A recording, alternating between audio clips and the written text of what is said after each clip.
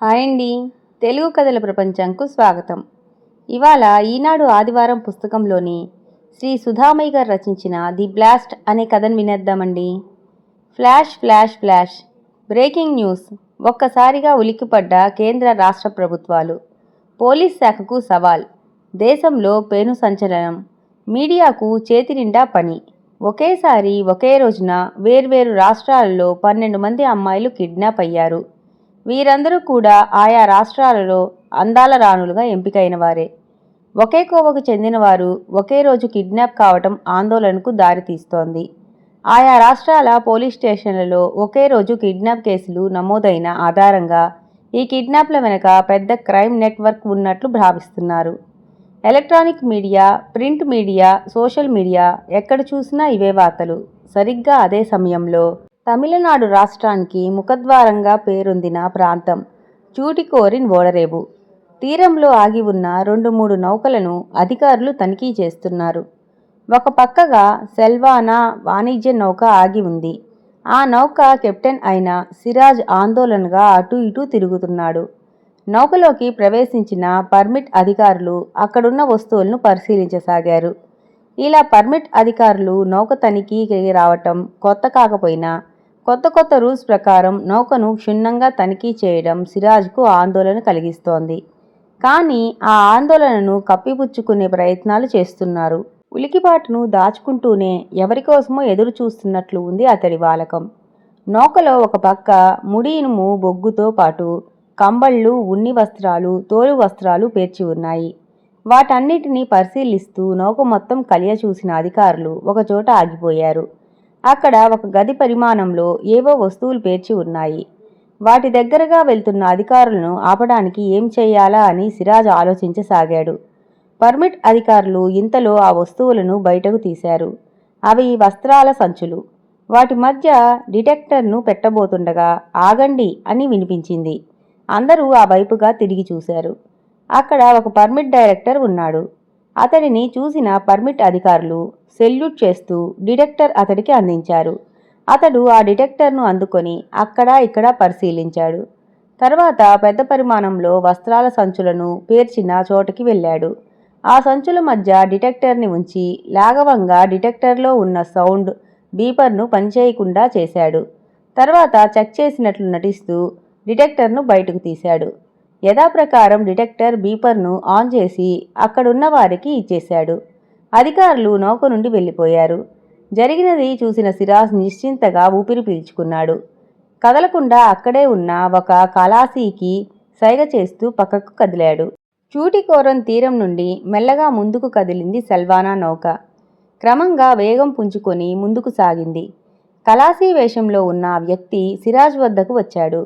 ఇద్దరూ కలిసి నౌక మీదకు వచ్చారు. అక్కడున్న వస్త్రాల సంచులను తొలగించగానే కొంతమేర నౌక పైన ఉండే డెక్ కనపడింది. అటూ ఇటూ చూసి తమను ఎవరూ గమనించలేదని నిర్ధారించుకున్న తర్వాత ఆ డెక్క మీదనున్న చెక్కను తొలగించారు. ఆ చెక్క కింద లోపలకు దిగటానికి మెట్లు ఉన్నాయి. ఇద్దరూ కలిసి నౌక అడుగున భాగంలో ఉన్న గదిలోకి ప్రవేశించారు. అక్కడ కిడ్నాప్ చేయబడిన 12 మంది అమ్మాయిలు, వారందరికీ చేతులు కట్టేసి ఉన్నాయి. అందరూ భయంతో బిగుసుకొని ఉన్నారు. వారి పక్కనే బాంబులు నింపిన సంచులు. సిరాజ్తో వచ్చిన కలాసి ఆ అమ్మాయిల్ని చూస్తూ, మీలో ఎవరైనా తప్పించుకునే ప్రయత్నం చేస్తే చూడండి, మీ పక్కనే బాంబులు ఉన్నాయి. అవి పేలాయంటే మీరందరూ నామరూపాలు లేకుండా పోతారు. కాబట్టి బుద్ధిగా కదలకుండా కూర్చోండి అని క్రూరంగా నవ్వుతూ వారిని హెచ్చరించాడు. తర్వాత అది గది తాళం వేసి ఇద్దరూ కలిసి నౌక మీదకు వచ్చారు. గదిలో బంధించిన అమ్మాయిలు భయంతో వణికిపోతూ బిగ్గరగా ఏడవటం మొదలుపెట్టారు. వారిలో ఒక అమ్మాయి మాత్రం తీవ్రంగా ఏదో ఆలోచిస్తూ ఉండిపోయింది. ఏడుస్తున్న అందరినీ చూస్తున్న ఆ అమ్మాయి, ముందు మీరందరూ ఏడుపు ఆపండి అంది. ఆ అమ్మాయి మాటలు విన్న అందరూ ఒక్కసారిగా ఏడుపు ఆపేసి ఆ అమ్మాయి వైపు చూశారు. వారందరినీ చూస్తూ ఆ అమ్మాయి, నా పేరు సుహానా. మనం అందరం వీళ్ళ వలలో చిక్కుకున్నాం. వీళ్ళు మనల్ని ఎక్కడికో తీసుకువెళ్ళి ఎవరికో అమ్మేస్తారు. కానీ మనకు ఆ ప్రదేశంలో చేరే వరకు సమయం ఉంది. ఇక్కడ నుండి తప్పించుకోవడానికి మార్గం వెతుకుదాం. చివరి నిమిషం వరకు పోరాడదాం. ఇప్పుడు మనకున్న ఈ సమయం అత్యంత విలువైనది.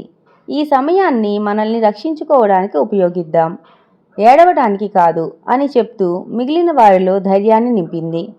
సుహానా మాటలతో వారందరికీ కాస్త ధైర్యం వచ్చింది. ఏం చేయాలా అని అందరూ చర్చించుకోసాగారు. నౌకపైన ఉన్న సిరాజ్ తన గదివైపు వెళ్ళాడు. అతడి వెనక ఉన్న కలాసీ కూడా అక్కడి నుండి వెళ్ళిపోయేంతలో అతడి దగ్గర ఉన్న ఫోన్ మోగింది. ఫోన్లో అవతలి వ్యక్తి చెబుతున్న మాటలు వింటుంటే ఆ కలాసీకి ముఖంలో రంగులు మారసాగాయి. కంగారు పడుతూ మాట్లాడసాగాడు. ఫోన్ పెట్టేశాక ఆందోళనగా సిరాజ్ వద్దకు వెళ్ళాడు. సిరాజ్ ఆ కలాసీని చూసి ఏమైంది అని అడిగాడు. మా బాస్ ముస్కర్ నుండి ఫోన్ వచ్చింది. కిడ్నాప్ చేసిన అమ్మాయిల గురించి అప్పుడే అంతటా గగ్గోలు మొదలైందట.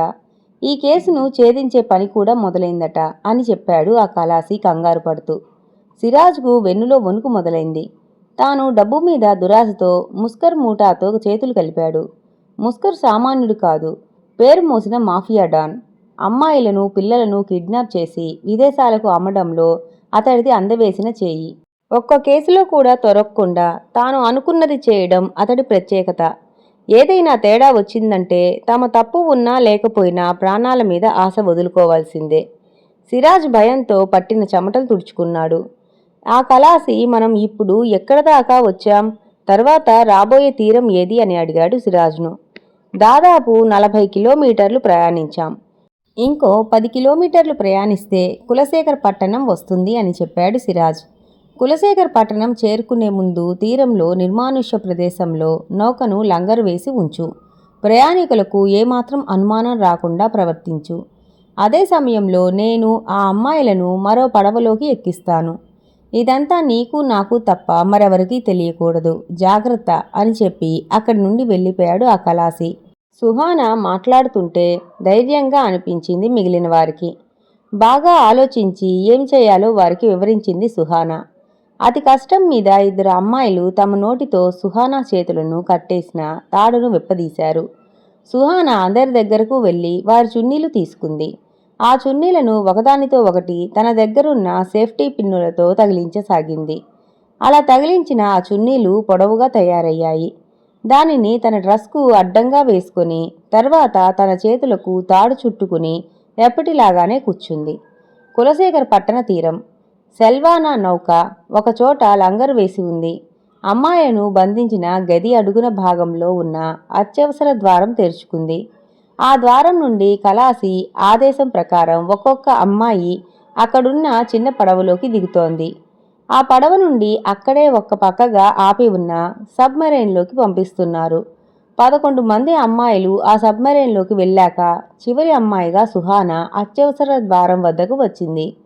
కలాసి కొంచెం ఏమర్పాటుగా ఉండటం గమనించి తన మీద వేసుకున్న పొడవైన చున్నీ నీటిలో పడేస్తున్నట్టుగా ముందుకు తూలింది.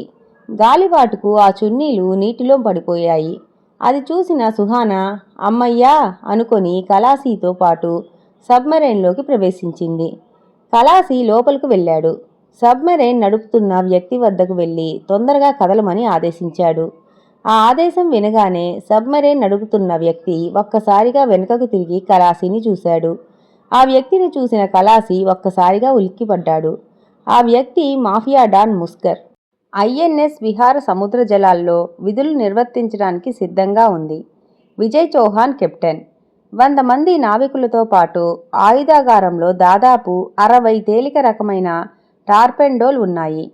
సీ వారియర్ విమానాలను నడపగల సామర్థ్యం ఉన్న విహార్ విమాన నౌక కెప్టెన్ విజయ్ చౌహాన్ ఆధ్వర్యంలో సముద్రంలో ముందుకు సాగింది.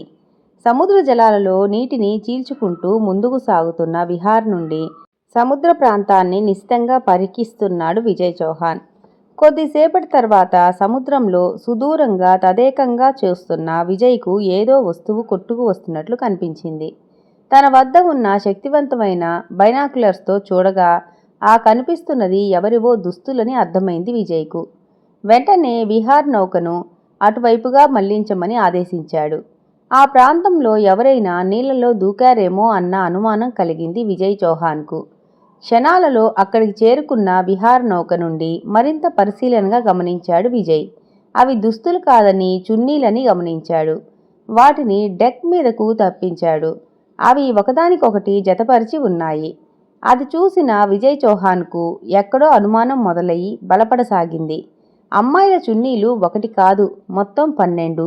అవి కూడా ఒకదానితో మరొకటి జతచేసి ఉన్నాయి. అతని మెదడు చురుగ్గా ఆలోచించసాగింది. అవి కేవలం సముద్రంలో కొట్టుకు వచ్చిన చున్నీలు కావు. చున్నీలకు ఉన్న సేఫ్టీ పిన్స్ ఒక పద్ధతి ప్రకారం ఒక హింట్ ఇస్తున్నట్లుగా, ఒక ఆపదను సూచిస్తున్నట్లుగా ఉన్నాయి. నేవీలో పనిచేస్తున్న అతడికి ఈ విషయం అర్థం కావటానికి ఎక్కువ సమయం పట్టలేదు. ఏదో జరిగిందని, ఎవరో ప్రమాదంలో చిక్కుకున్నారని ఇట్టే గ్రహించగలిగాడు విజయ్.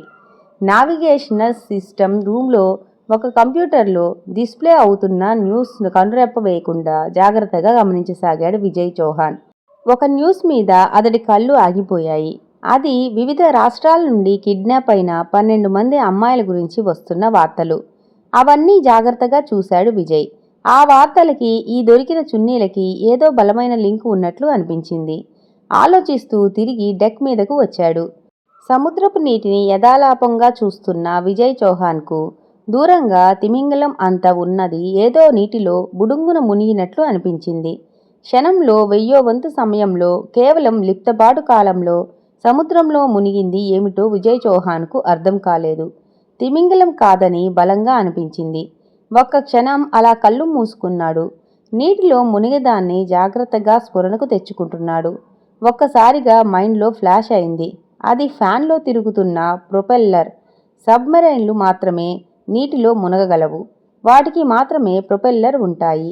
ఈ ఆలోచన రాగానే విజయ్ చౌహాన్కు ఎక్కడో ఒక చిక్కుముడి ఇక్కడ విడిపోతున్నట్లు అనిపించింది. ఆ సబ్మెరైన్లో కిడ్నాప్ అయిన అమ్మాయిలు ఉన్నారేమో అన్న ఆలోచన వేగంగా కమ్ముకుంది. అది డీజిల్తో నడిచే సబ్మెరైన్ కాబట్టి డీజిల్ మండి జనరేటర్ పనిచేయాలి. అంటే ఆక్సిజన్ ఉండాలి. నీటి లోపల ఆక్సిజన్ ఉండదు కాబట్టి ఆక్సిజన్ కోసం నీటి అడుగున ఉన్న సబ్మెరైన్లు నీటిపైన తప్పక వస్తాయని విజయ్ చౌహాన్కు చప్పున స్ఫురించింది. వెంటనే విహార్ నౌకలో ఉన్న కొంతమంది డ్రైవర్స్ని నీటి అడుగున ఏం జరుగుతుందో పరిశీలించమని ఆదేశించాడు. అతడి ఆదేశంతో అక్కడున్న 10 మంది డైవర్లు సముద్రపు నీటిలోకి డైవింగ్ చేస్తూ కిందకి జారిపోయారు. సబ్మెరైన్ నడుపుతున్న ముస్కర్ దానికి అమర్చిన పెరిస్కోపు ద్వారా 360 డిగ్రీల కోణంలో సముద్రం పైభాగాన గమనిస్తున్నాడు. సరిగ్గా అదే సమయంలో ఆక్సిజన్ కోసం నీటిపైకి సబ్మెరైన్ను తీసుకుని వచ్చాడు. ఇంతలో ఎంతో దూరంలో ఉన్న ఐఎన్ఎస్ విహార్ నౌక ముస్కర్ కంటపడింది. ఆ నౌకలో ఉన్నవారికి తన సబ్మెరైన్ కనిపిస్తే చిక్కుల్లో పడతానని భావించిన ముస్కర్ రెప్పపాటులో తిరిగి నీటిలోకి దిగిపోయాడు. కానీ ఆ రెప్పపాటు కాలంలోనే సబ్మెరైన్ను విజయ్ చౌహాన్ చూశాడు. నీటి అడుగు భాగాన వెళ్లిన డైవర్లు ఆ ప్రాంతాన్ని జాగ్రత్తగా గాలించారు. కానీ వారికి ఏమీ కనిపించడం లేదు. మరింత ముందుకు వెళ్ళాక వారికి నీటి అడుగున వెళ్తున్న సబ్మెరైన్ వెనుక భాగం కనిపించింది. వెంటనే వారిలో ఒక డైవర్ నీటిపైకి వచ్చి జీపీఎస్ ద్వారా విజయ్ చౌహాన్కి సమాచారం అందించారు. తక్షణమే వారున్న ప్రాంతానికి విహార్ నౌకలో ఉన్న సెమీ సబ్మెరైన్లను పంపించడానికి ఉద్యుక్తుడయ్యాడు విజయ్ చౌహాన్. కేవలం 15 నిమిషాలలో 4 సెమీ సబ్మెరైన్లు సముద్ర జలాల్లో ప్రవేశించి ముస్కర్ వెళుతున్న వైపుగా ముందుకు సాగాయి. పెరిస్కోపు ద్వారా ఆ 4 సబ్మెరైన్లను చూడనే చూశాడు ముస్కర్. తన సబ్మెరైన్ వేగాన్ని మరింత పెంచాడు. సముద్ర గర్భంలో సీమా ఫక్కీలో చేజింగ్ జరుగుతోంది. విజయ్ చౌహాన్ ఉన్న సబ్మెరైన్ మరింత ముందుకు దూసుకు వెళ్తోంది. మిగిలిన వారు అతడిని అనుసరిస్తున్నారు. విజయ్ చౌహాన్ కళ్ళు, మెదడు వేగంగా పనిచేస్తున్నాయి. రెప్ప వేయకుండా చూస్తున్నాడు. ముస్కర్ నడుపుతున్న సబ్మెరైన్ దూరాన్ని అంచనా వేశాడు. శిక్షణలో తాను నేర్చుకున్న విషయాలను సాహసంతో ముడివేశాడు. గట్టిగా ఊపిరి పీల్చి గాలిలోకి డ్రైవ్ చేశాడు. మిగిలిన వారు కూడా అలాగే డైవ్ చేశారు. ఒక్కసారిగా భూమి కంపించినట్టు, సముద్రంలో సునామీ వచ్చినట్టు ఉలికిపడ్డాడు ముస్కర్. ఎదురుగా విజయ్ చౌహాన్. నో చాయిస్ ముస్కర్, లొంగిపోవడమో చచ్చిపోవడమో, ఓన్లీ వన్ ఆప్షన్. అతని వైపు చూస్తూ అన్నాడు విజయ్ చౌహాన్. అలా అంటూనే అతని కళ్ళు అన్వేషిస్తున్నాయి. అప్పుడు కనిపించారు 12 మంది అమ్మాయిలు. విజయ్ చౌహాన్ను వారందరూ చూశారు. కెప్టెన్ డ్రెస్లో ఉన్న అతన్ని చూడగానే వారందరికీ పోతున్న ప్రాణాలు తిరిగి వచ్చినట్లు అనిపించింది. ముస్కర్ మెదడు చురుగ్గా ఆలోచిస్తోంది. ఆ సమయంలో తనను తాను కాపాడుకోవాలంటే ఒక్క ఉదురున అమ్మాయిల దగ్గరికి పరిగెత్తాడు. తన దగ్గర ఉన్న గన్ను అమ్మాయిల తలలకు గురిపెట్టాడు. మిస్టర్ ఆఫీసర్, నా దగ్గరికి వస్తే వీళ్ళ శవాలు మీ దగ్గరకు వస్తాయి హెచ్చరించాడు ముస్కర్. విజయ్ చౌహాన్ ముస్కర్ వైపు చూసి నవ్వాడు. ఆ నవ్వు ముస్కర్ని కంగారు పెట్టింది. ఎందుకు నవ్వుతున్నావు? నేను నిజంగానే షూట్ చేస్తాను. ముస్కర్లో భయం, అనుమానం. నువ్వు ఒక బుల్లెట్ ఖర్చు చేసేలోగా నీ వెనక ఉన్న మా ఆఫీసర్ 6 బుల్లెట్లు నీ తలలోకి దించుతారు తాపీగా అన్నాడు విజయ్. ఉలిక్కిపడ్డ ముస్కర్ వెనక్కి తిరిగాడు. ఆ కొద్ది క్షణాలు చాలు విజయ్ చౌహాన్ లాంటి సాహసి అయిన ఆఫీసర్కు. కళ్ళు మూసి తెరిచేలోపు ముస్కర్ని చేరుకున్నాడు. లిప్త కాలంలో అంతా జరిగిపోయింది. ముస్కర్ చేతిలోని గన్ ఓ మూలకు పడింది. అతని 2 చేతులు వెనక్కి విరిచి కట్టేశాడు. తీరంలో ఆగింది సబ్మెరైన్.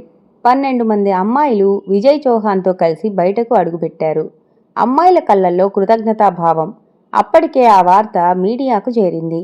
హోమ్ మినిస్టర్, ప్రధాని, ప్రెసిడెంట్ అందరి నుంచి ఫోన్లో అభినందనలు.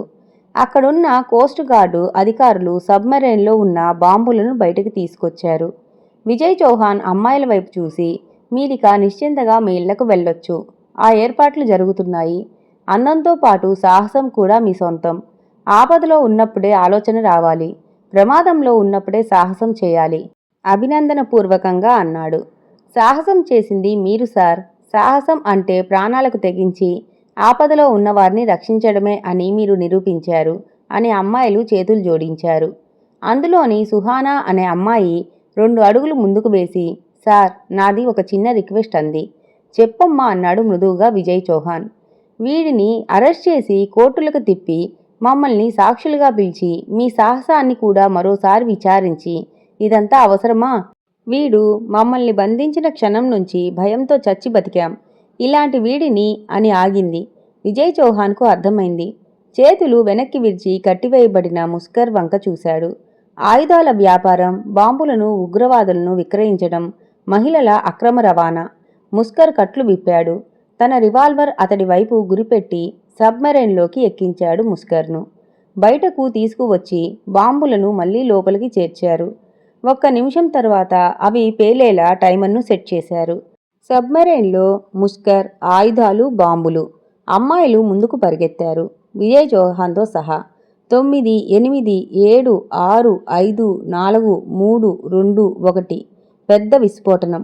ఏ సబ్మెరైన్తో విధ్వంసాన్ని సృష్టించే మారణాయుధాలను, బాంబులను రవాణా చేస్తున్నాడో, ఏ సబ్మెరైన్తో మహిళలను అక్రమంగా తరలించి వారిని విక్రయించడానికి ఆలోచించాడో ఆ సబ్మెరైన్తో సహా పేలిపోయి బూడిదైపోయాడు మోస్ట్ వాంటెడ్ క్రిమినల్ ముస్కర్.